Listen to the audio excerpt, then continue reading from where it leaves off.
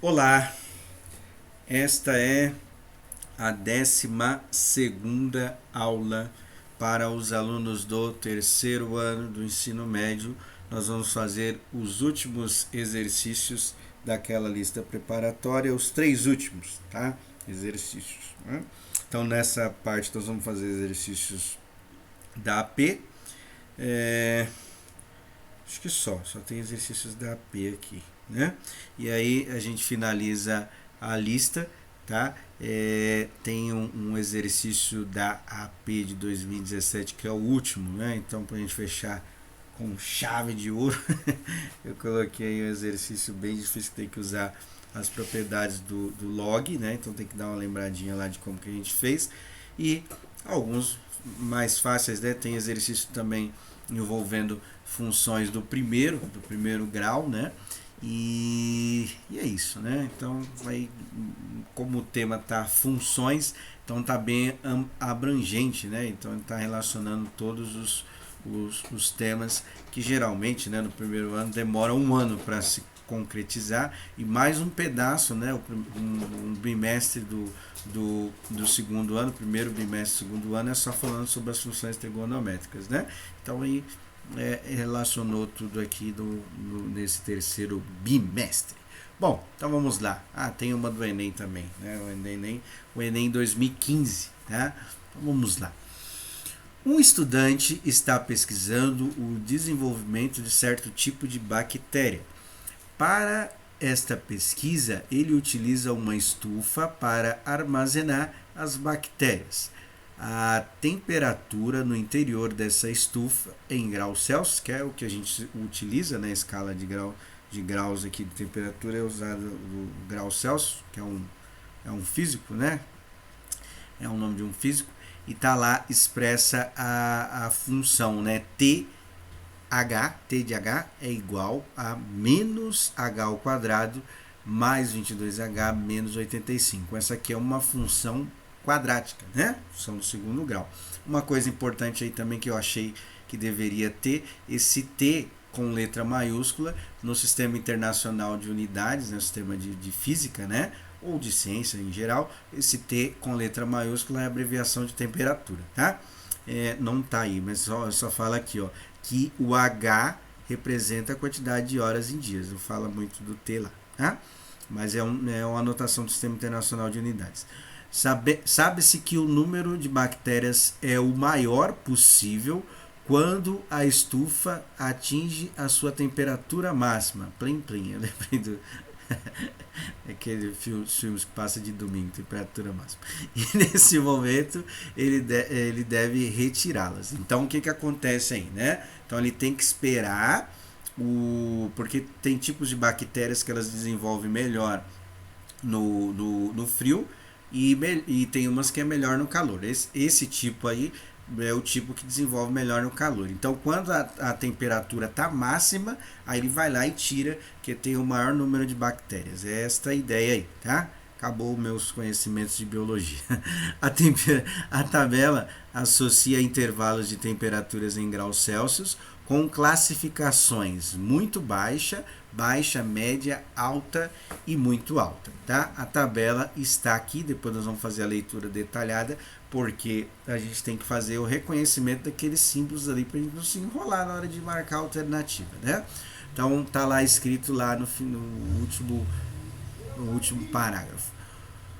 Quando o estudante obtém o maior número possível de bactérias, a temperatura no interior da estufa está classificada como, aí tá lá as alternativas, nós vamos ter que não observar essa tabela, e sim observar o comportamento daquela função quadrática para responder quando ela tem o maior valor possível, né? Primeiro, o que eu vou fazer aqui, que eu achei importante aqui, eu tenho que classificar ali que eu esqueci de grifar, a leitura desses símbolos aí matemáticos, para a gente saber qual intervalo de tempo dá, tá, né? Então tem lá o que? O primeiro T lá, T menor que zero, que é a abreviação de temperatura, tá? Então isso aqui, né? Isso aqui fácil, acho que menor que zero, temperatura negativa. Agora eu creio que da segunda linha até a segunda, terceira e quarta linha talvez dá uma enrolada para saber. Então tá escrito lá, zero menor ou igual a t e menor ou igual a 17. Então essa simbologia de intervalo. Então esse intervalo começa no 0 e vai até o 17. Como tem o igual, então a gente vai considerar os extremos, ou seja, vai ser a temperatura tem que estar entre 0 e 17 graus, certo? Aí no de baixo, tá vendo que começa no 17 e no 30, só que não tem o igual, então aí nós não vamos considerar os extremos. O que seriam os extremos? O primeiro e o último valor, ou seja, nós vamos começar contando a partir do 18 e o último valor aí seria 29, tá? Então a temperatura está entre 18 e 29 graus. E aí, olha só, um detalhezinho na nomenclatura matemática, na notação matemática já muda. Embaixo está a mesma coisa do de cima, só que ele tem o igual. Então a gente precisa considerar o 30 e também o 43, né? Então a temperatura ficaria entre 30 e 43, né? E o último, acho que não tem muita dificuldade, né? Maior que 43 graus, tá? Então nós vamos ter que analisar essa temperatura, ver o comportamento daquela função, como é uma função do segundo grau, o gráfico descreve uma parábola, repara que na frente do H que está representando a horas tem o menos, então a concavidade da parábola é voltada para baixo. Eu fiz mais ou menos o desenho aqui, que é de aulas anteriores, né? Eu só modifiquei que no eixo de Y eu coloquei o T, que é referente à temperatura, e no eixo de X eu coloquei o H. E aí o que a gente percebe? A gente percebe que ela vai aumentar e vai ter um ponto máximo, depois vai começar a diminuir, né? Que é só para lembrar o comportamento aí da parábola. O que ele quer que a gente escreva? Ele quer que a gente escreva qual a temperatura quando ela atingiu o ponto máximo, né? Qual a temperatura que vai estar. A temperatura ela está relacionada ao eixo de Y, né? E isso aí é um tema do vértice da parábola, tá? Que costuma cair também no Enem. Na prova da AP desse bimestre, né? Não caía, né? Eu coloquei esse tema aí, como a gente já estava debatendo, pelo menos não caía, mas se cair, bom que tem. Se não cair, fica como conhecimento aí para futuros vestibulares e provas e etc, né?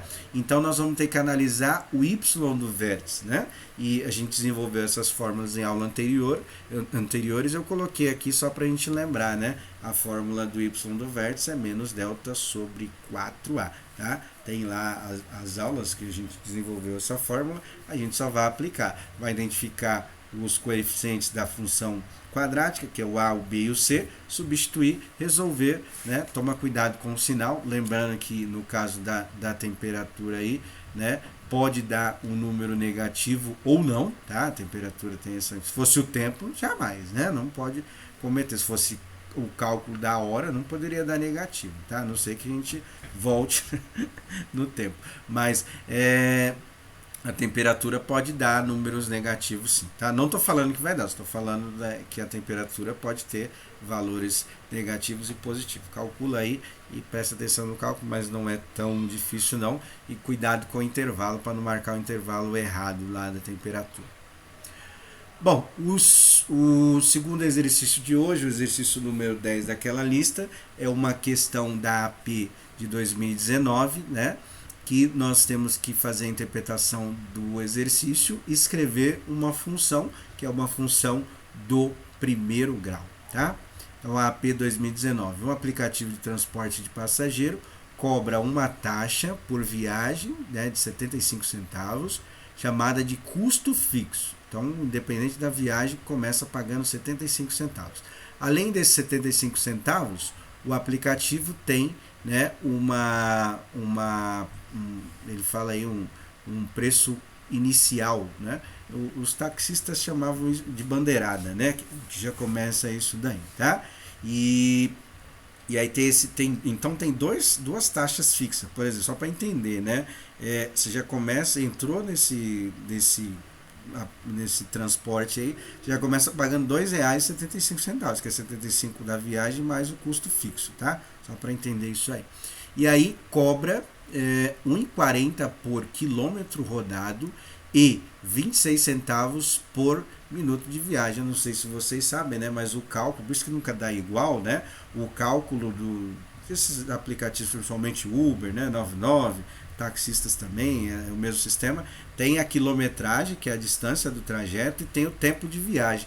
Então, dificilmente você vai conseguir, né, pagar o mesmo valor, mesmo correndo a mesma distância, porque a viagem geralmente altera, né? Então, tem duas formas de cobrança, né? A quilometragem, no caso aí 1,40, não são esses valores, tá? Aqui é um tema fictício, né? E tem 26 centavos por minuto da viagem. Então são duas cobranças que são feitas. Por exemplo, se você pegar trânsito no trajeto, já vai aumentar o tempo da viagem, você vai pagar um pouquinho a mais, né? Mesmo sendo a mesma quilometragem. Bom, considerando a distância percorrida em quilômetros, importante, né? Eu vejo muito aí, principalmente no mercado, quilômetro com K, isso não existe, tá? No português, né? A unidade do sistema internacional é kg, né? Que significa 1 quilograma, mas não escrevemos com K, nem faz parte foi introduzido há pouco tempo, né? No nosso alfabeto, né? O K, o Y e o W, né? Já falei isso algumas vezes em aula, né? E nenhuma palavra no português, a não ser nome, tenha essas letras aí, né? Bom, então o quilômetro ele usou a letra Q, tá? Que é a abreviação de quilômetro, e o tempo gasto para a viagem, o T, tá? Que é a abreviação de tempo aí. Qual é a função que representa o valor cobrado por uma viagem usando esse aplicativo de transporte passageiro? Então tá lá as funções, ou seja, basicamente o que você vai ver? Você vai ver a situação que está na nossa língua materna, né, o português, e transformar por uma sentença matemática, tá? Então tem que prestar bastante atenção nos valores e tal, esse tipo de coisa, porque o Q representa o quilômetro, é 1,40 por cada quilômetro, e o T 26 centavos, tá? Então toma cuidado que está trocando os valores, né? Tem o valor fixo também que tem que pensar, né? Que é 75 centavos por viagem e mais um custo inicial de R$2. Outra coisa importante também que eu acho que vale a pena ressaltar, né? O 1,40 não está escrito com o zero após a vírgula, porque não faz diferença, está escrito com 1,4, tá? Então aí toma cuidado para não trocar, mas é bem fácil. É uma função aí do primeiro grau com duas, né? Com dois, que geralmente a função só tem um valor variável, né? Tem o termo independente, que não depende de ninguém, e tem um valor variável. Aí nesse caso aí vai ter dois valores variáveis, que é o quilometragem, né? Que é representado pelo Q, e o T, que é o tempo, tá? Bom, então vamos lá. Opa, faltou ali da função, né? Agora esse daqui é o último exercício, é um pouquinho difícil, né? Não caiu do primeiro ano, tá? Não caiu no do terceiro, caiu no do primeiro ano, em 2017. Eu acho que foi uma das APs mais difíceis esse ano de 2017. Os caras capricharam nas questões e foi um ano bem complicado aí pro pessoal do ensino médio, né? Eu acho que eles não estavam no ensino médio nessa época. Bom, mas aí vamos analisar aí, é do primeiro ano essa, mas como caiu esse tipo de função que temas anteriores eu coloquei ela aqui, essa é um pouquinho difícil. Então vou iniciar, vou deixar o final para vocês terminarem, tá? A massa M do carbono 14, que é um tipo de material químico, tá? Varia com o tempo de acordo com a seguinte expressão. Então é M de T, então a massa é referente ao tempo. Tem um MO, que é um instante, M0, que é o instante inicial, meio elevado a T, o tempo, tá? Sobre 5.730. Então, isso aqui é uma função exponencial, tá? E como aquela base do expoente ali é o número entre 0 e 1, é uma função decrescente. Teve alguns casos, né, que caiu também só para analisar, né, da função parecida com essa daí, né, muda os números e tal, e às vezes ele pede só para analisar, né, em forma de texto, se é crescente, decrescente e tal, então é importante estar por dentro dessas ideias, né. Cada vez que o T, que é o expoente que está lá, né, assume valores múltiplos sucessivos de 5.730, a massa reduz-se à metade, né? Então já está falando que se reduz é uma função decrescente, tá? Bom, continuando aí, então, se for constatada que a massa M do carbono 14 restante no fóssil. Fóssil é material que encontra em osso, né, enterrado, alguma coisa assim. É apenas 10% da massa inicial. A idade estimada desse fóssil é de, aí tá lá as alternativas, né?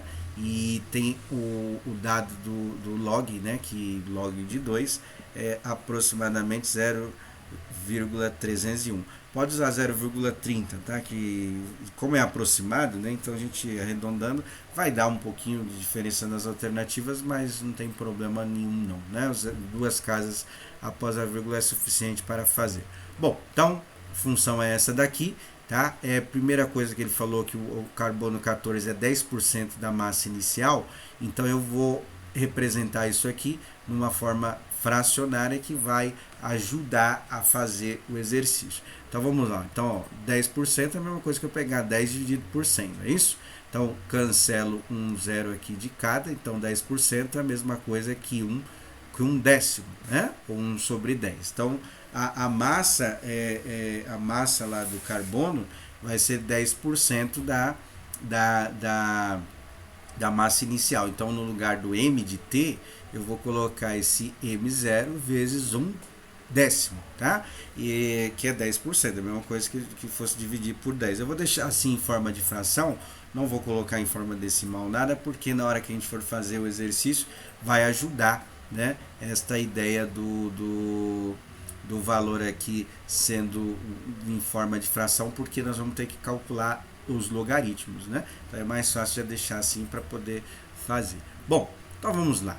Vou montar aqui, né? No lugar desse M de T, vou colocar esse M0 vezes 1 décimo e o resto eu deixei igual, né? M0 vezes 1 meio elevado a T sobre 5.730.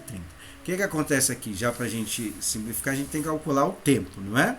Então, esse M de 0, ele está multiplicando, o contrário de multiplicar é dividir. Então, ele já ia cancelar com aquele M de 0 que está lá no outro lado, né? Então, eu já simplifiquei aqui, né? Porque ele vai passar multiplicando, né? Então, vai cancelar um com o outro.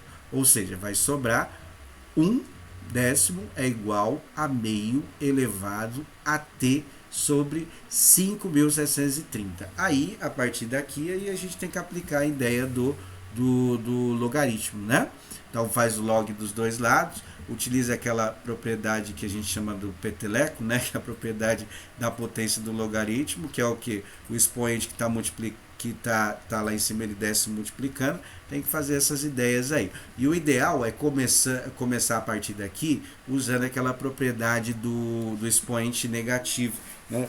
Então lá 1 sobre A elevado a N é a mesma coisa que eu colocar os expoentes com a base com o expoente negativo. Então é bom fazer isso daí aplicando tanto no 1 sobre 10, tá? Quanto no 1 sobre 2. Coloca com expoente negativo e depois você aplica as propriedades do logaritmo, consegue fazer. Não com facilidade, tá? Que é um exercício um pouquinho mais difícil, mas dá para fazer, ficar um pouquinho mais fácil de fazer dessa maneira, certo? Bom, então continua a partir daí. Qualquer dúvida é só colocar lá no WhatsApp e a gente tenta ajudar. Aí vocês terminam a lista, posta os exercícios e aí agora a gente vai se preocupar somente com a AAP do terceiro bimestre, tá bom? Então é isso. Até!